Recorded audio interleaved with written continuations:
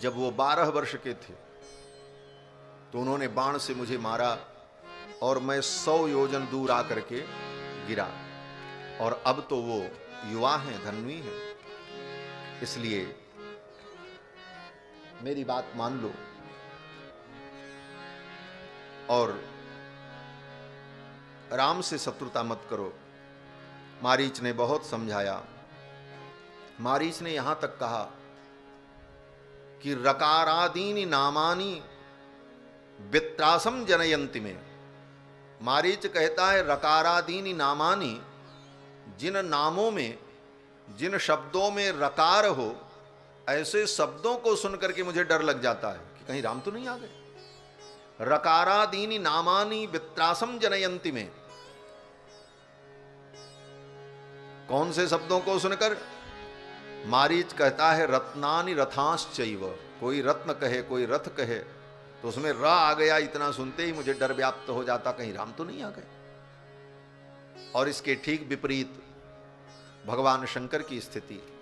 भगवान शंकर कहते हैं पार्वती, कोई व्यक्ति किसी शब्द का उच्चारण करता है और उस शब्द में अगर रकार आ गया प्रारंभ में तो मेरा मन प्रफुल्लित हो जाता है कि मेरे प्रभु का नाम लेने जा रहा है।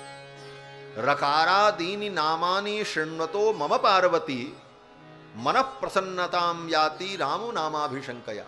अगर कोई व्यक्ति रकार से युक्त शब्द का उच्चारण करता है तो मेरे मन को प्रसन्नता होती है, ये राम कहने जा रहा है। रकारादीनि नामानि शृण्वतो मम पार्वती। अब दोनों में अंतर क्या है? भगवान शंकर प्रेम पूर्वक भगवान का स्मरण करते हैं और ये भय पूर्वक स्मरण कर रहा है मारी। और स्मरण, भगवान का स्मरण तो कैसे भी हो जीव का कल्याण होता ही होता है। वेद व्यास जी कहते हैं ना, यस्य स्मरण मात्रेण, स्मरण मात्र। अब वो प्रेम पूर्वक है कि भय पूर्वक है कि स्नेह पूर्वक है, इससे कोई लेना देना नहीं। यस्य स्मरण मात्रेण जन्म संसार बंधनात् विमुच्यते नमस्तस्मै विष्णवे प्रभ विष्णवे। मारीच ने कहा, लंकेश नते राम कथा कार्या यदि माम द्रष्टुमिच्छसि। अगर तुम मुझको देखना चाहते हो, जीवित देखना चाहते हो, तो राम की कथा बंद करो। मैं मर जाऊंगा और मैं मृग बन करके नहीं जाऊंगा। रावण ने कहा, ये ऐसे नहीं मानेगा। रावण ने कहा, अगर तुम मृग बन करके नहीं चलोगे तो मैं तुम्हें मार डालूंगा, तुम्हें मृग बनना पड़ेगा। नोचेत करोषि मारीच हन्मित्वाम हमद्यैव ही।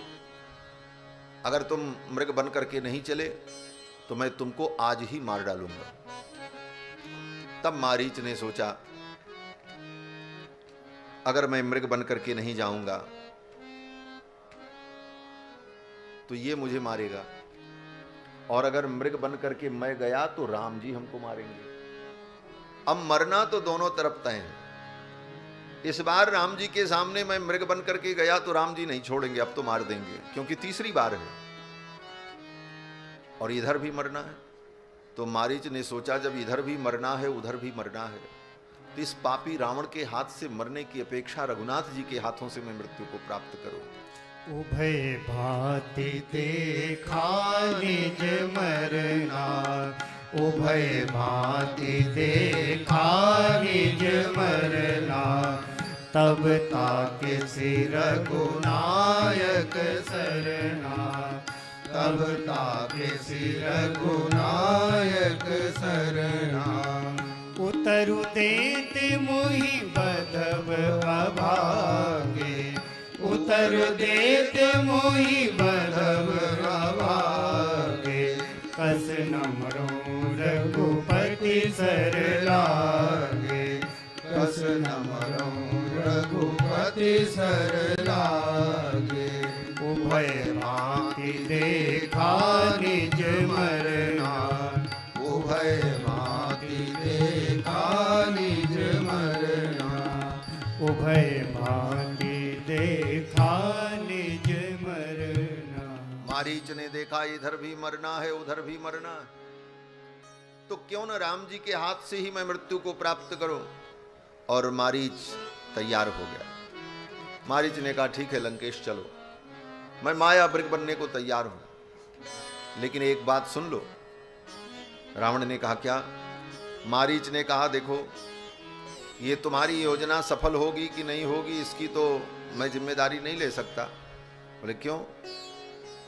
मारीच ने कहा कि दर्शनादेव रामस्य हतं माम अवधारय।